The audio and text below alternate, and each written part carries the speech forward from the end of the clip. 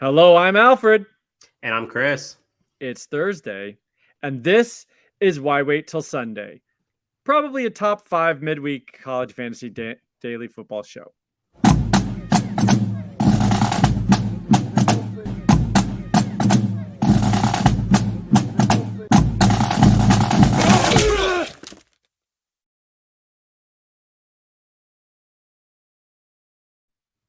All right, Chris, it's here. We are talking about week 1, full slate, 13 games. This is the big enchilada. How do you feel? Excited. Last week was I think we called it an appetizer. This is the entree, and I am hype. I know, man, and we have a little bit of cleaning up to do. I don't know if it's our process, I don't know if it's our picks, but we're gonna get it a little bit more right this time, I hope. Um, well, I don't see any reason not to just jump right into it. So let's talk about the slate itself. I'm gonna pull up our little thing here.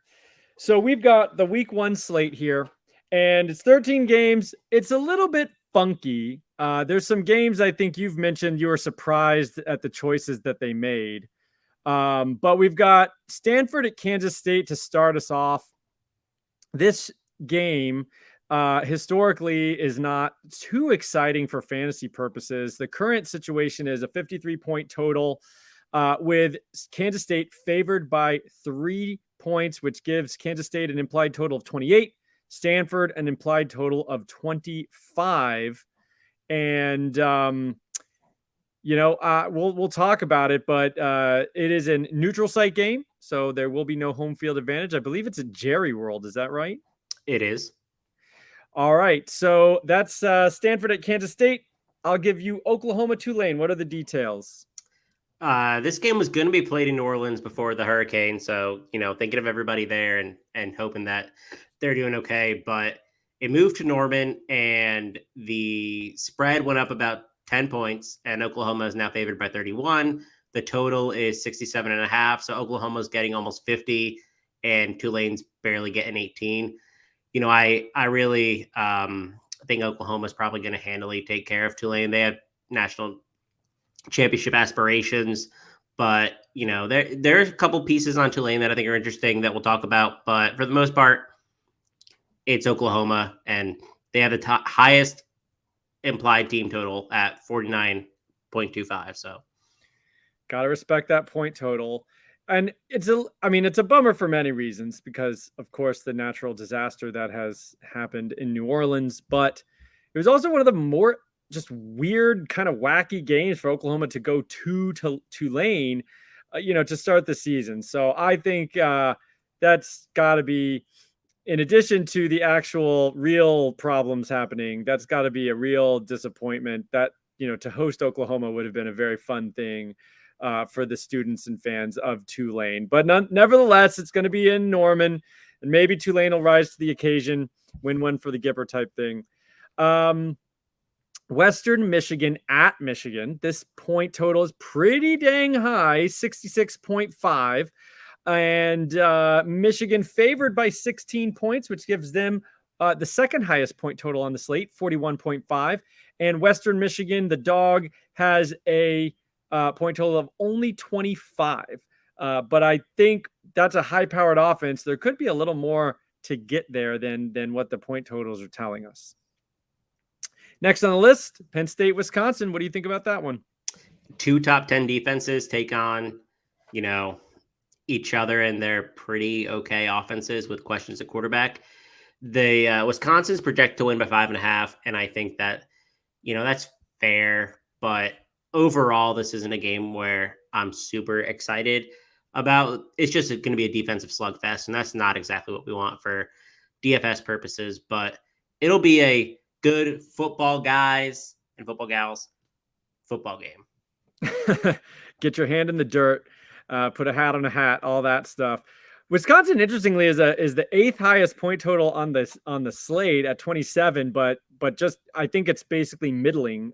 Even though ranked 8 doesn't seem that bad, but it's 27. So I mean, I think there's a big gap between the high teams and then kind of that middle range. So, Fresno State at Oregon. This is an interesting one. Fresno State looked fantastic last week. Granted, it was against UConn. That game has a 64-point total. Oregon, favored by 20, comes in with a team total of 42. That's third on the slate.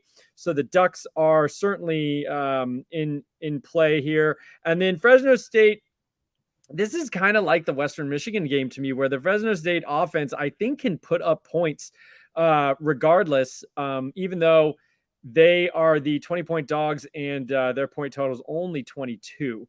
But I still kind of like some of the Fresno State players. Then we got a marquee matchup, number 1 Alabama versus Miami in a neutral site game. What do you got there? I saw the Alabama hype video today, and I want to take Alabama in the points. Just watching the video, I could run through a wall. But yeah, the total 64.5. So I think there's going to be some points scored. Alabama has a team total of over 40. I think that they'll put up a ton of numbers with Bryce Young at quarterback. I'm interested to see how Derek King performs coming off of a really late season injury. Their only projected score 23.8 points. So I'm not really sure what Miami is going to do this week, but I do think there could be a couple places where we could get value from, some of the Miami offense, even though they're big dogs. Yeah. Then we've got, let's see, Miami of Ohio goes to visit G5 darling, probably one of the best, if not the best, group of 5 team in the country, and that's Cincinnati. The point total is only 50, but Cincinnati's favored by 23. So their team total is 36.5, sixth on the slate. And Miami comes in at only 13.5 projected points. I do not foresee playing very many Red Hawks. And we'll talk a little bit about the Bearcats because they are in play. They should have their way with Miami. Next on the list, Marshall at Navy. So this is one of my favorite games from a picks purpose. I love Marshall this week. It is I don't love it for DFS. The total is only 46.5. Marshall's favored by 2.5, and their team total is 24.5. So that's okay. I think there's a guy or two on Marshall that we're interested in, but this game's total is just so low that it really is more of a stay away than somewhere where we're pushing a lot of chips in. But I like Marshall the points. Hey, that's something. Indiana heads to Iowa next on our list, and this is your kind of a classic Big Ten situation. We've got a point total of only 46. We've got Iowa coming in favored with a point total of 25, Indiana 21.5. There's not even 4 touchdowns on either side of this matchup projected. So pretty ugly from a fantasy perspective, especially in the college game where you really do need to hit a high point total. So probably not going to be talking too much about those two teams. West Virginia at Maryland. Any insight there? I think West Virginia is a good place for value this week. Their implied team total is over 30. They're favorites against Maryland. I feel like that's right. I think that they're a much better team, and their defense really brings a lot to the table. And Maryland was fairly inconsistent last year. So I really think this is going to be a big test for, the other Tulia Tagovailoa. And that West Virginia secondary is extremely good. So I'm excited to see what they do against Maryland this week. I think that West Virginia is primed to really have some nice DFS plays. All right. That sounds promising. Louisiana Tech heads to Mississippi State with a point total of 53, but Mississippi State favored by 23. So their team total is 38, which comes in 5th on the slate. Pretty impressive there. And Louisiana Tech only looking to score 15 points according to the odds makers. That's about bottom 3 on the slate. So don't get too excited about the Louisiana Tech Bulldogs and play your Mississippi State Bulldogs. Northern Iowa FCS. Northern Iowa heads to what some people think could be one of the surprise teams in the Power 5 to maybe even crash the playoff. That's Iowa State. How do you see this game? It's the Iowa State show, and it won't be close at all. I mean, the spread's 31.5. I actually think Iowa State might cover that. I think they're just so much better than this Northern Iowa team. Northern Iowa is really not bringing anything to the table. The game total is 52. I think at least 40 to 45 of those points are Iowa State. So our Cyclones are in play this week. Absolutely. I mean, anytime you're looking at an FCS matchup, that is a place to try and guess who's going to get all the yards and points. And finally, Louisiana, kind of up there with Cincinnati as one of the better, well-coached, complete G5 teams, heads to Texas to possibly spoil Sarkisian's first game as Longhorn head coach. This kind of looking like a bit of a lower scoring affair, 57-point total, but a fairly tight spread. So we're talking about Texas looking at 32-point teams total, and Louisiana 24. I'm of the opinion that might actually be a thinner margin than that. So I kind of think this is going to be more of a defensive struggle. And Louisiana just kind of plays a nasty keep away defensive style of football. So that may not even live up to what we're looking at there. All right, so those are the games we have got on the slate, and it should be really fun, even though some of them are not, you can't always have the biggest smorgasbord offensive games, and so we'll see if we can find some value in other places. So let's start, first thing on the list, let's start with quarterbacks. At the top, you've got Spencer Radler, 9,700. Chris, is it worth it? I think so. I think he's the safest option in terms of securing a high output this week. I think there's questions about what the Ritter production looks like. I think there's questions about what Bryce Young is in that offense, and I think they're both really good players. But if I had to pick one quarterback that I'm the most confident in, it's Rattler, and I think that's reflected in his price, and that's fine. I'm willing to get there. I'm willing to make sacrifices elsewhere in my lineup. I'm in on Rattler this week. I have no problem doing it. I think it's going to be a blowout, but I think it's going to be a blowout because Rattler throws for 304. Yeah, if they're blowing them out, just like we said last week with Jake Hayner, if they're blowing them out and going to get over that total, cover the spread, et cetera, it's because Rattler went off. And so I have no problem with that. Now, the next guy on the list is kind of interesting. We've got Desmond Ridder, 9,200. I think we have to talk about him because of the defense they're playing in Miami of Ohio. And Rattler is kind of a popular, he's a popular C2C pick. People think he's going to be pretty good for fantasy. I think he is pretty good for fantasy overall, but I'm not sure if he's great for daily fantasy. In 12 games last year, he only hit the bonus 2 times passing and 2 times running the ball. He does contribute on the ground, but it's not like one of these guys that the bonus is on lock. Plus, then you've got the concern for blowout potential and kind of, not keeping the pedal to the metal. So are you in on Ridder? We'll talk about the top, handful of guys a little more in depth and then cherry pick. So what do you think about that? 9,200. A lot of people may look at that and say, ooh, man, Ridder versus Miami of Ohio. I think I like him more than you do this week. Miami's defense is terrible. I mean, they're 98th in ESPN's SP Plus ranking, so I'm not particularly worried about that. And the spread indicates that, right? It's not really going to be a challenge for Cincinnati to put up points. I like Ridder because he averaged 31.1 points per game in DraftKings last year, and I think that is close to his floor this week. I think he's going to have a very productive week, and I think that you're right that he doesn't hit the bonus super often, so maybe that extra 3 points isn't there, but his rushing production is fairly safe, and I think that is enough to say, all right, he may not hit a bonus in either direction, but he's going to have 70 rushing yards, and he's going to throw for like 275. So I'm fine with Ridder this week. I prefer him to the next guy. We'll talk about Bryce Young, and I think he's a good pivot off Rattler if you need to save a little bit of money. Yeah. I mean, I think Ritter's a fine player. I guess I'm really this year. I'm trying to really focus on the bonuses and not get caught up in what I think about the player. But are they hitting these bonuses? Because 3 points, especially in a tournament, I mean, 3 points that you have, other people don't.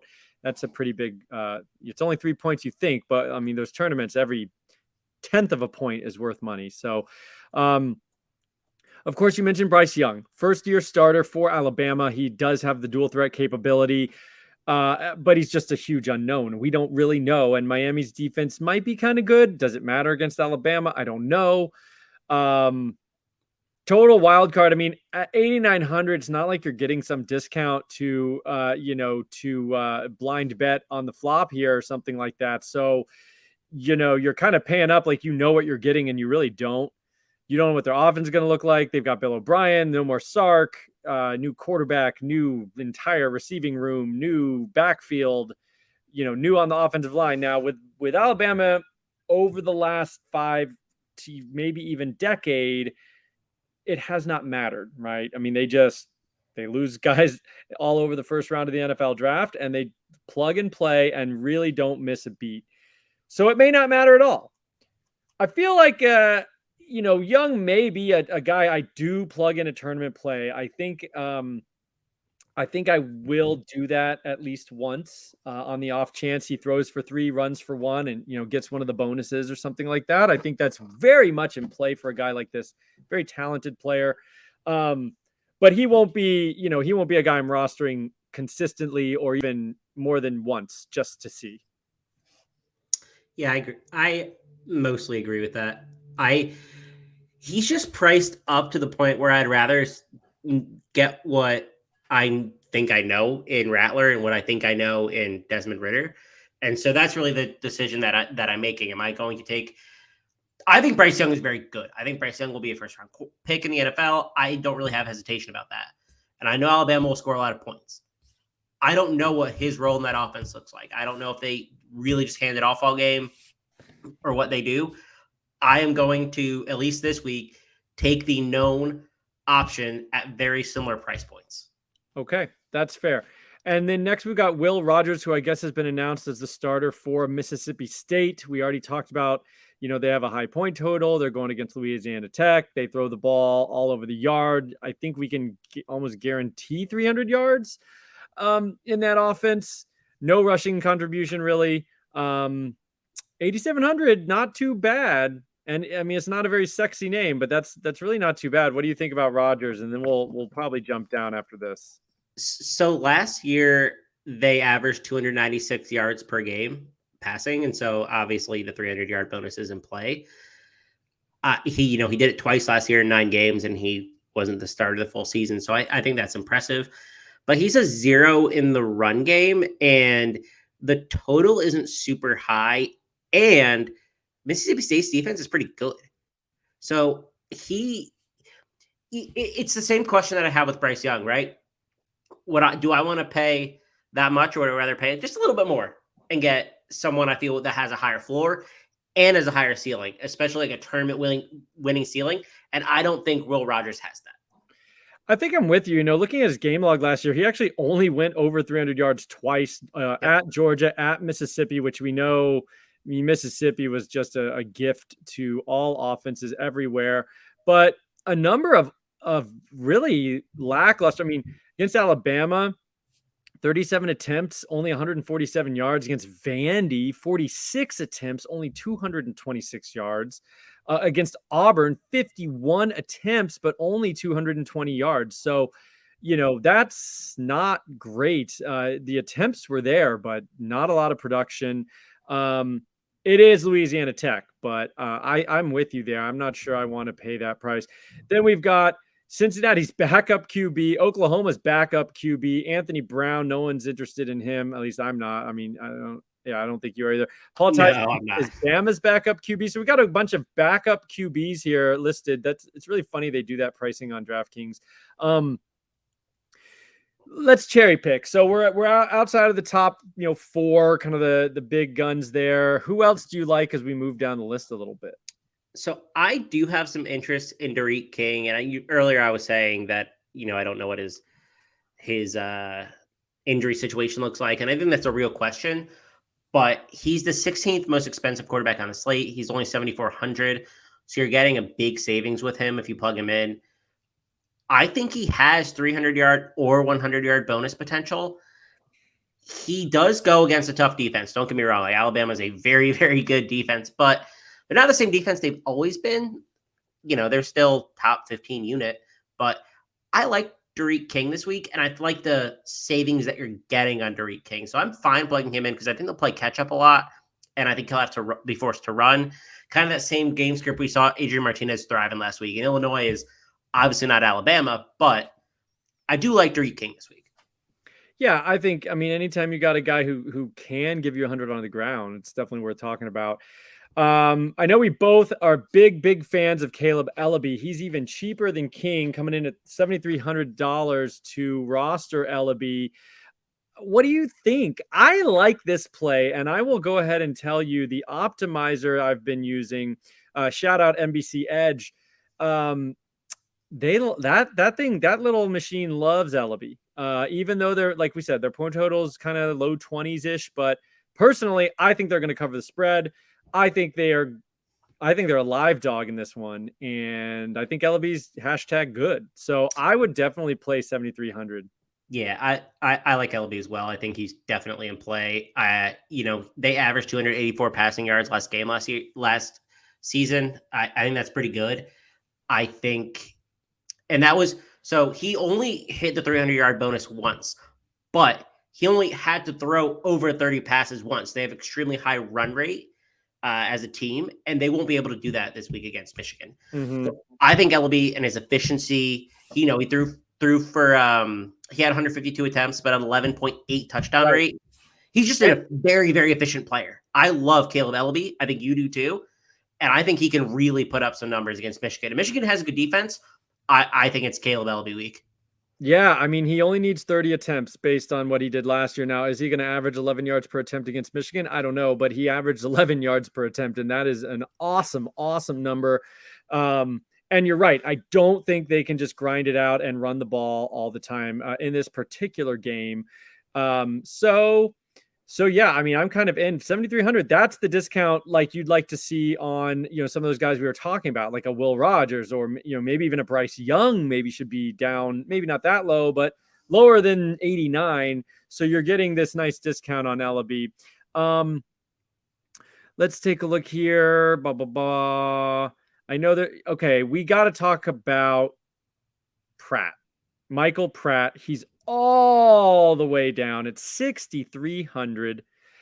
He's a decent little player. He was a pretty good true freshman last year going up against Oklahoma. Obviously, they're going to have to score. It could come with 3 picks, but I would imagine that approaching 300 yards and at least 2 touchdowns with a little bit on the ground is something we can expect from Pratt for only 6,300. Where are you on Pratt? I know you like him as a player, but what about this week? Yeah, I liked him more before the spread was 31 when they were home and it was 21. So I will caveat what I say with that. But, I like what they're doing. They're bringing in Chip Long, and, their implied team total is under 20 points. So I don't think he has a ceiling, but he's not that pricey either. He's 6,300. I'm not sure he's my favorite play in the 6,000 range, but I also don't think he's totally off my board either. I think, I'll plug him in here and there and just say, okay, well, maybe Oklahoma takes their foot off the gas second half and gets the backups out there, and Tulane puts up some points and they score 24-26 rather than 18. Yeah, and you mentioned that they're bringing in a new offensive coordinator who should throw the ball a little more than last year. He did not have a lot of volume. He was pretty efficient. He's got a nice strong arm. He looks interesting. I was kind of wrong on the rushing. He didn't have, I think, over 20. So he's not a real contribution on the ground. So you mentioned another guy in the 6,000s. Who's your quarterback that you like in the 6,000s more than Pratt? So I like Derek Doge, who's at West Virginia. West Virginia had ranked 17th in the country in pass rate last season, and they actually had 277 yards per game. So I think he can pass, and he hit the 300-yard bonus 4 times last year. He's got a really nice ceiling as a player who's only 6,700. It's not like Maryland's a scary matchup either. Mm-hmm. I'm a fan. I think he is mispriced on this slate, and I think I prefer him for $400 more over Pratt, especially. And I'm willing to go down from him. Like, I feel a lot more confident plugging him in at the getting like 4x or 5x than I do a guy like Bryce Young. Yeah. And what did you say about this guy Joe? I can never say. Is Dogie? Is that how Yes, you say it? What? How many times over 300 did you say last year? 4 times in 10 Yeah, games. not too bad. Not too bad. Not too bad. Especially for 6,700. I should throw out there that the optimizer did like Hudson Card quite a bit. He has been announced the starter, but just the real life eye test, I'm not sure I want to take anybody against Louisiana. That's a nasty team. I think that game flow, that game script is going to be kind of more gritty and not high flying with a high ceiling. Now, Card can run on the ground. Certainly great athlete. It's worth thinking about at 6,900 because he is formally the starter. Just wanted to throw that out there. The optimizer seemed to like him, which could mean that he's popular in people playing tournaments at large. And one more. I know a lot of people like Grant Wells' talent. I know you like Marshall to beat Navy. Would you want to take Wells in this situation? At Not, 6,800, uh, the total is a little lower than I really want to. I actually think they run the ball more than they do throw the ball. I'm just not a big fan of Wells this week. I don't really know what his path to a tournament winning performance really is. Yeah, and they do run the ball a lot. He did have 2 games last year with 300 yards. And he can contribute 30 to 40 yards on the ground any given week as well. So there's something there potentially if Navy's defense is really that bad. So those are the quarterbacks. Anybody else you want to highlight? No, I think we hit most of our favorites. Okay. All right. So running backs. We've got Breece Hall at the top. He's probably the best draft eligible player coming out this next year for your dynasty teams. He's the most expensive non-quarterback on the slate at 9,000, and he's going against an FCS opponent. What do you think? I have no problem with his price point. I'll play him no matter what. Probably. I don't care. I think people may stay away from him just because he's the most expensive by a lot too. Over 100 yards in 9 and 12 games, 23 touchdowns last season, 23 receptions. I mean, he's as close. I wrote in the piece that will accompany this pod that he's as close to a lock on this slate as it comes. And I truly believe that Breece Hall is going to put up something like 150 and 2, 203. I'm playing him. I have no problem. Yeah, I tend to agree. I mean, there's no reason not to, like, unless you just can't fit it, your build doesn't work, whatever. But like, there's no reason to think Breece Hall isn't going to be the RB1 on the week. Like, that's just, he's priced that way. It's likely to be that way unless you just like fading, kind of taking the field. But otherwise, he's priced because he's that good and the matchup's that good, et cetera, et cetera. Lenny Brown's interesting. I know you've already mentioned Maryland. Their defense was pretty bad last year, if I remember correctly. Lenny Brown is a volume lock. I mean, I think 20 touches are guaranteed virtually. He does catch a handful of passes, 2 to 3 passes at 8,000. That's not too bad. No, I like him probably as my second favorite play this week. I think the game script's probably in his favor. They are favorites in this game. He averaged 23.3 DraftKings points last season, so I think that can probably do that. The bonuses in play, he hit it in 50% of his games last year. I mean, I like Lenny Brown. I think he's a fine running back, and I think that he's really going to have a nice game against Maryland. Yeah, he's not a super sexy running back, but you're getting the volume of Breece Hall at $1,000 cheaper. He's not as explosive, and he's not a pro prospect, but output might not be that different, to be honest. It'll rely on touchdown, just touchdown variance there probably. Yep. I love Bijan Robinson. You love Bijan Robinson. Everybody loves Bijan Robinson. I don't know about 7,400 in this game against a very good defense. I probably won't have much Bijan Robinson this week unless I kind of want Texas and Sark to show me they're going to run him 20 times a game. I'm not sure that's going to happen. So I disagree with the fact that I think it will happen. Okay. I think they're just going to give it to Bijan and say, all right, do your thing. You're the most explosive running back in the country. All right, let's go.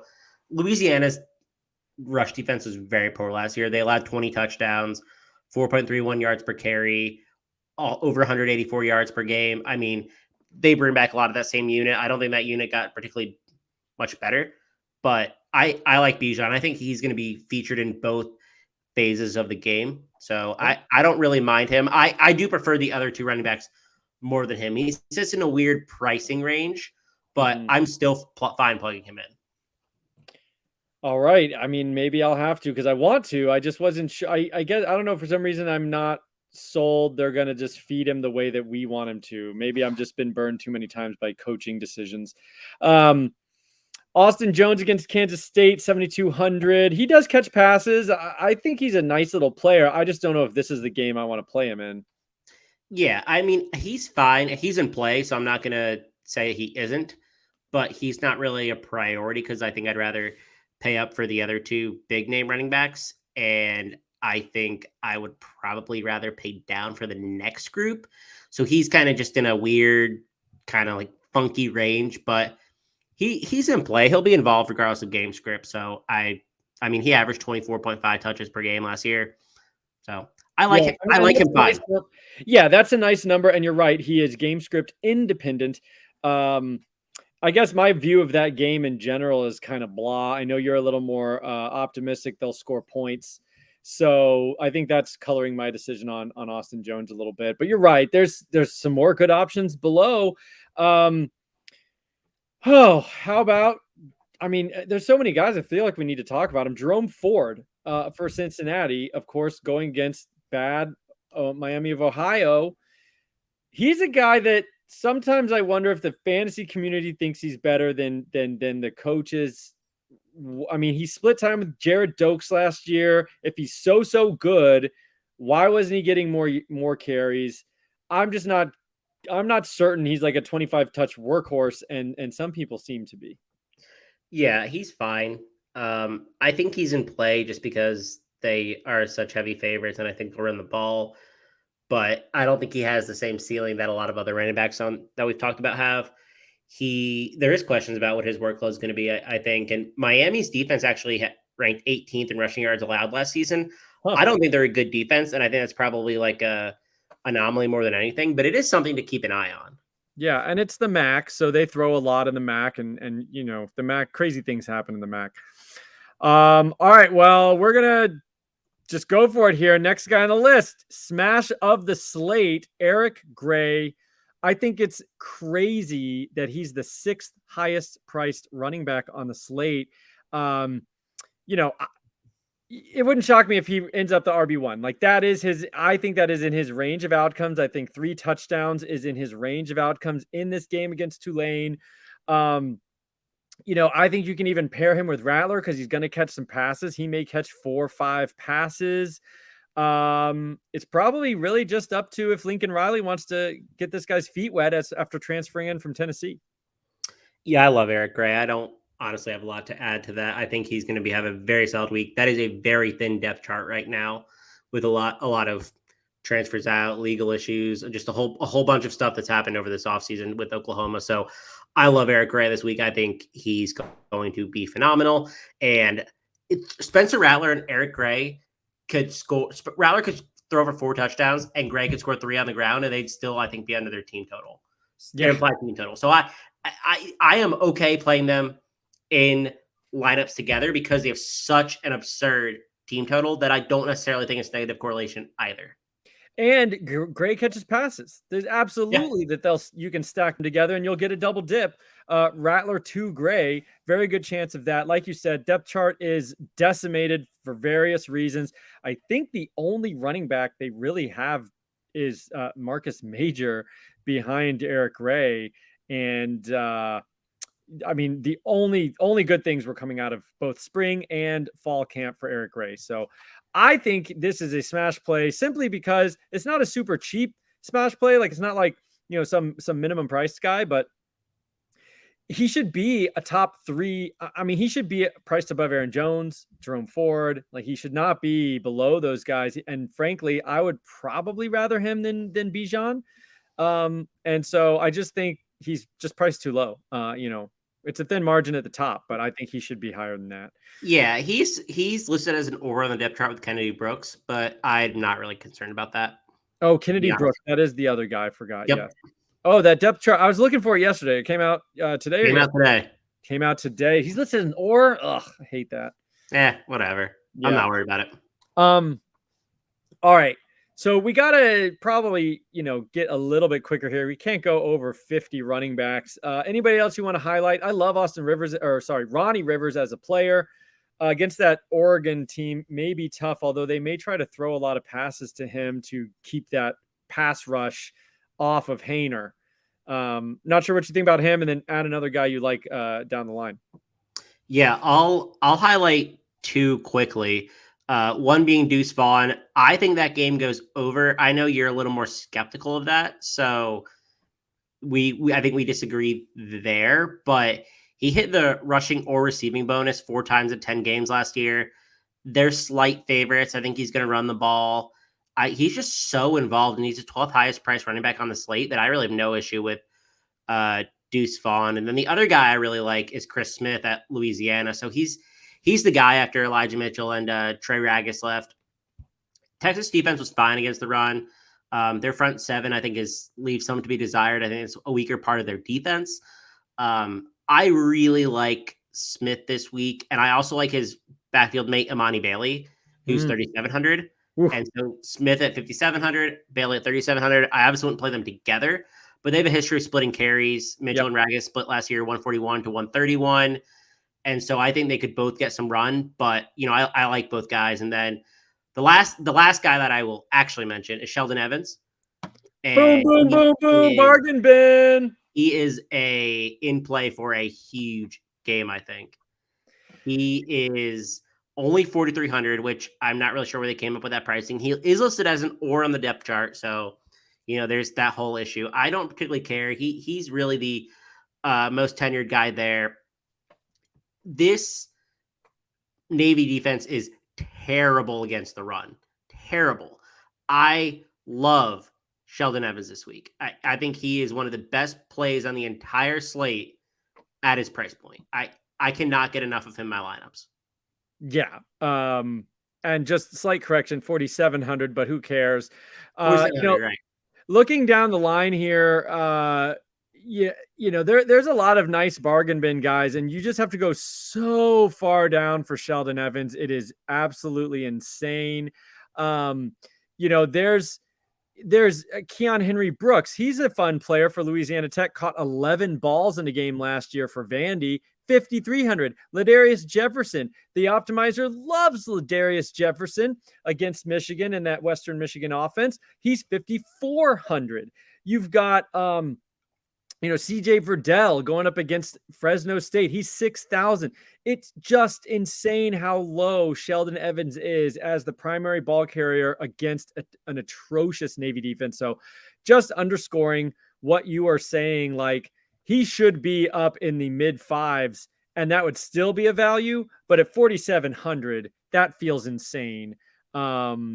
So I couldn't agree with you more on, Evans as kind of that flex guy. You need a cheap guy that's going to produce. That is kind of where we're going to be looking there. One more that I'll throw in there, even lower than Evans, is Blake Coram. You wrote him up in your article this week.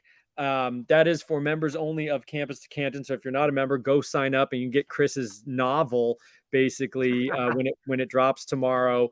But Blake Coram, 3,600.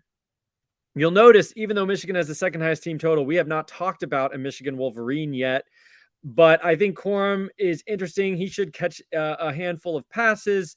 And they seem to like him there. He's explosive. He may only need one play to take it to the house. If you find yourself really scraping that bottom of the barrel, Blake Coram is a name to keep in mind. And we can talk about this later, but might as well mention it now. So you and me both went back and looked at Michigan stat lines over the past 3 or 4 years. And even in games, they've been favored by like 35 or more points. Similar. Well, no, I think it was like over 2 touchdowns, 17, 21, 24, 28. They had like 7 games in that subset, and they only had like 4 guys we would have considered like fantasy, stars in 7 games with a total that high. They just cannot produce offense. Like it's truly remarkable. I mean, they had games where they put up 42 points and no single guy had a bonus or multiple touchdowns. Like it's insane. So that's why you might be wondering, why the heck aren't you picking Michigan players? And it's kind of like they're going to have to show me. I don't know if you had additional thoughts on that before we head to wide receiver. Nope. I think I like Blake Coram like I like Jordan Mims last week. The second option to get a little bit of work and their favorite. I think he is a really nice play at his price. All right. Wide receivers. We're going to try to wrap this up in 10 minutes or less. Marvin Mims, you got to talk about Oklahoma. He's Rattler's number 1 target. He may take a leap as a sophomore this year. I mean, he did some phenomenal things as a freshman. I love Marvin Mims. It's going to be difficult to play Rattler, Gray, and Mims, but I'm sure it can be done. I haven't really messed around with it that much, that particular trio. What do you think of Marvin Mims, and who else do you like after that?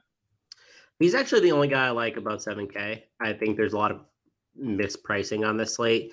So I'm in on Mims. I don't honestly think I have to elaborate that much. I just think he's going to just dominate, especially that now that we know Theoise is out. That's a very thin depth chart behind him. So yeah. I love Marvin Mims this week. Him and Rattler are, I think, the preferred stack. Yeah, and that was breaking today. So Weiss being out really accentuates Marvin Mims, I think, as a very nice play, and not even having to pay up into the 9s, where in the middle of the season, some of the, like Devonta Smith was like over 10K. Not that he's Devonta Smith, but receivers can get up into the 9s. Yeah, so I agree with you. I mean, I'm looking down the list here. Not a lot of names I'm loving at the top of the wide receiver column.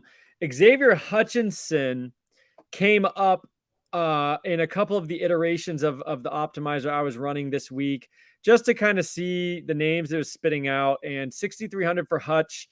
Of course, against NIU. Is everything going to go to Breece Hall? I don't know. But Hutchinson is kind of their number 1 target, and Charlie Kohler, I guess. Any interest in Hutchinson, or where else would you go? Hutchinson's in play.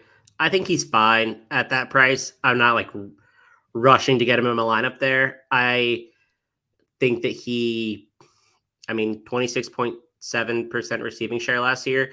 I mean, obviously he's the one there. So I'm not going to not have him. I'm just probably not targeting him more than anyone else. All right. I mean, how low are we going to go here? Who do you like? I like both Western Michigan receivers. I think we think that Western Michigan's going to cover, and they're probably going to outscore their implied team total. So I think Sky Moore and Jalen Hall are both in play, respectively 5,900 and 5,500. So I think those are pretty good values. I'm not sure that I know what I want to do with the other side of that game. I think you could play Coram and then both of those and play Ellaby at quarterback. I think that that's an interesting way to play that game. And that game, I mean, it has a high implied total for the game total. So I think it's somewhere you need to get action on. I think it's a good way to play it. I like, and this is a little bit pricier. I like Jameson Williams at Alabama. I think he's an interesting play off of John Mechie. I think he's going to be the wide receiver 2 there. So I really like him. And then when we get under 5K, Deuce Watts, who I'm probably cooling on a little bit just because the spread's gotten to 31, but I think he's in play. He's only 4,800, so I think that's a nice value saving, and I think that they're going to have to throw to try to keep up. So he could be in play. I like Devin Williams at Oregon. Bargain bin. So he was listed as an or on the depth chart, which I don't love with Troy Franklin. Troy Franklin's awesome. He's an incoming freshman this year, but I think Williams is probably the guy, and they're favored by 20. I think he'll have a fine game. He's a pretty good wide receiver. He was their lead guy last year. I like Devin Williams. Another guy I like to stack with Radler that's maybe not Marvin Mims is Austin Stogner. I think that he's in play as well. He's 4,400, and I think he's probably like a red zone option. And maybe you get some access to the 50-point total that is implied for Oklahoma. I like Sam Laporta at Iowa. He's only 4K. And then when we get under 4K, we're looking at guys like Slate Bolden, who I think is going to have a role. He's in or with JoJo Earl, but he was active in the spring. I like Will Mallory. I think Will Mallory is a nice way to get action if you don't want to pay up for Mike Harley. I think that he's going to be heavily involved. I think that he's mispriced. I like Josh Kelly as well. Again, this week, he was our bargain bin last week, and I think he did okay. He might have been the second receiver behind Cropper. Yeah, Hainer missed him on a play that would have been a touchdown on one of Rainer's 5 incompletions. Yeah. So I'm still in a Kelly this week, and I like Jalen Williams dirt cheap. He's the min. That's the third bargain bin for the week. Yep. I like him for Louisiana this week. I think that he is going to command a pretty solid target share. I don't love that passing offense, but they're the dog, and I think that they're going to have to throw a little bit. So Jalen Williams is the guy to target, I think, in that game as a receiving option. Yeah, absolutely. I think, and you looked at it, he wasn't that far off what everyone assumes the wide receiver one is, Kyron Lacy, and he's priced way, way, way below Kyron Lacy. Yep. In a game where, I'm not sure they're going to be able to play their game how they want to, like running the ball the way they have historically. So at the stone minimum, I think that's fine. I want to throw out there a guy who, there's been some buzz in the C2C fantasy, college fantasy community. And now he's officially the starter, is Xavier Worthy. For 4,700, I think that price point is actually pretty nice. Even though he's a true freshman, his first game, he's going to start. He's got big playability. He's got long speed for days. And, the kind of guy that will probably not be terribly popular because unless you're, ear to the ground in the recruiting and college football scene, I think he's going to go underappreciated. And you are getting that sweet, sweet value at 4,700. I concur on Deuce Watts. The second guy on the Tulane passing, if you want a deeper discount, is Jaquan Jackson at 4,400. Just throwing that name out there. I think that's probably close to it. I mean, if you want to take a real long shot, JoJo Earl is only 4,000, and he is listed as a starter with Slade Bolden, like you said. But Slade is 3,600. He's kind of the veteran. I just really don't know what to expect. We know JoJo Earl is explosive, and Slade Bolden's probably just kind of a guy, to be honest with you. But he could rack up 5 receptions. I think that's it. You already mentioned a $3,000 guy, so I'm not sure there's anybody else to really touch on. Yeah, unless you really want to get funky and do Cody Jackson or Mario Williams at Oklahoma. Stone minimum, right? Out. They're both the stone minimum 3K, right? Both of the men, so you can get funky and try to catch lightning in a bottle this week.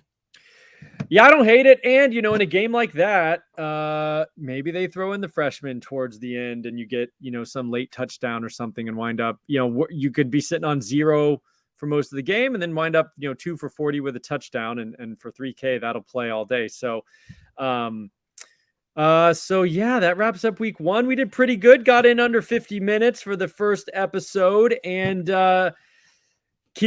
follow us on Twitter. We've got sorry, I can show us here. So we've got Chris at Chris Moxley 19. I am at Alfred JF. We're chatting this up pretty much all week long, leading up to Saturday live show called The Tailgate with injury reports and everything leading all the way up to kickoff at noon. And then if you are not in the Discord, join Campus to Canton for only $2.99 a month, or pay the whole year for $30. And come talk to us in the Discord. We're just talking about stuff all day as news breaks, anything. People are sending tweets. Hey, what do you guys think about this? I mean, it's just constant contact about all things college football, both DFS, fantasy, wagers, betting, everything else. Without further ado, we will wrap it, and we'll see you guys out in those DFS streets.